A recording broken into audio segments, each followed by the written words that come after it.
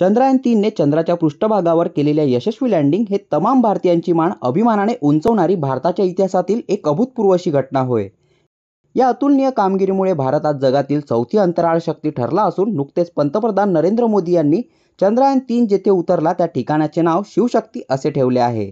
या यशाबद्दल जगभरातील भारतीयांमध्ये इस्रोच्या शास्त्रज्ञांबद्दल कौतुकाचा वर्षाव होत असून त्यांच्याप्रती कडक सल्यूट ही एकच प्रतिक्रिया उमटताना दिसते आहे। असे असताना चंद्राच्या भूभागावर सेफ लँडिंगसाठी लागलेले सेन्सर हे ओके असल्याची निश्चिती करणाऱ्या टीममध्ये नागपूरचा अवघा 24 वर्षाचा तरुण वैज्ञानिक अद्वैतचा देखील सहभाग होता। ही नागपूरकरांसाठी आणखी एक अभिमानाची बाब ठरली आहे। विशेष बाब म्हणजे या ऐतिहासिक क्षणाचे साक्षीदार सारे असतानाच हे यश गाठेपर्यंत अद्वैतच्या आईवडिलांना आपल्या पाल्याच्या कामगिरीबद्दल जरासुद्धा कल्पना नव्हती।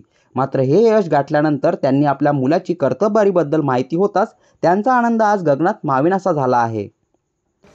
आई म्हणून तर मला खूपच अभिमान वाटतोय। आता माझं स्वप्न जे होतं माझ्या मुलाविषयीचं एक थोडंफार स्वप्न असतं आईवडिलांचं, ते स्वप्न त्यांनी पूर्ण केलेलं आहे असं मला आज वाटतं। अगदी लहानपणापासून जर त्याचा एकंदरीत जर त्याचा विचार केला तर लहानपणी अतिशय म्हणजे त्याला असं शाय म्हणता येईल असा तो मुलगा होता। आम्हाला असं वाटत होतं की बा तो समोर जाऊन काय करेल, पण त्यांनी 6व्या वर्गानंतर जी झेप घेतली तर ती गगनभरारी ठरली। त्याच्यानंतर 6व्या वर्गानंतर त्यांनी कधी मागे वळून पाहिलंच नाही।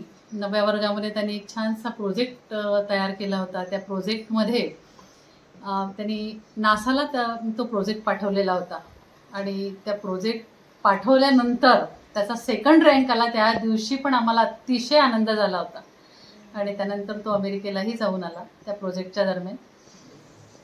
10वी झालं, 10वी नंतर 11वी 12वी केलं। 12वी नंतर त्याची इच्छा होती की मला काहीतरी वेगळं करायचं आहे, मला नेहमीसारखं कम्प्युटर सायन्समध्ये किंवा असं काही साध्या मार्गाने न जाता मला काहीतरी वेगळं करायचं आहे हा त्याचा ध्यास होता। त्याच्यामुळे IIT पवईला त्याचा नंबर लागलेला होता। त्या IIT पवई सोडून त्यांनी IISTला ॲडमिशन घेतली की मला स्पेस आणि रिसर्च सेंटरमध्ये जायचं आहे आणि ते आपलं स्वप्न त्यांनी पूर्ण केलं। तिथे फिजिक्स इंजिनिअरिंग असं एक डिग्री आहे, ड्वेल डिग्री। त्यांनी ती ड्वेल डिग्री घेतली। पहिल्यांदा BTech फिजिक्समध्ये झालं त्याचं आणि ऑप्टिकल इंजिनियर याच्यामध्ये त्यांनी MTech केलं आणि MTechला तो टॉपर होता। या क्षेत्रामधून तो समोर गेला आणि लगेच त्याला तिथे इस्रोला अपॉइंटमेंट झाली त्याची 14 नोव्हेंबरला तो इस्रोमध्ये जॉईन झाला आणि जॉईन झाल्यानंतर आज एवढी मोठी उपलब्धी तो चंद्रयान-3 मध्ये त्याचा खारीचा वाटा आहे आणि आम्हाला आईवडील म्हणून आम्हाला खूप अभिमान आहे त्याचा। कारण जगाचं लक्ष ज्या चंद्रयान अभियानाकडे होतं त्या चंद्रयान अभियानात माझा मुलगा सहभागी होता यासाठी आम्ही आम्हाला स्वतःला खूप धन्य मानतो। अद्वैतचा जो प्रवास आहे तो चंद्रयान-3चा प्रवास आहे आणि त्या चंद्रयान-3च्या प्रवासामध्ये जेव्हा आम्ही TV बघत होतो आणि TV वरून हे सर्व पाहत असताना किंवा आमच्या मोबाईलवरून पाहत असताना आम्हाला त्याची झलक तिथे थोडीशी आढळल्यासारखी झाली। परंतु आम्हाला माहीतच नव्हतं की ह्या गोष्टी अद्वैत चंद्रयान-3च्या प्रवासात तिथे आहे बा।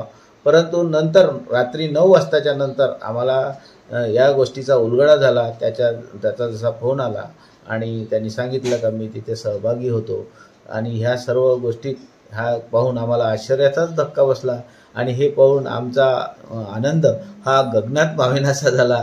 2014 मध्ये 10वीत असताना अमेरिकेच्या नासा अंतरिक्ष विज्ञान केंद्राद्वारे आयोजित उपक्रमामध्ये अद्वैतचा अद्वैता प्रोजेक्टने जगभरातून दुसरा क्रमांक पटकावला होता। तेव्हा तो फक्त अवघ्या 15 वर्षाचा होता। बाळाचे पाय पाहण्यात दिसतात या म्हणीची प्रचिती अद्वैतच्या आईवडिलांना त्याच वेळेस आली होती। नागपूरहून विशाल देवकर, न्यूज 18 मराठी।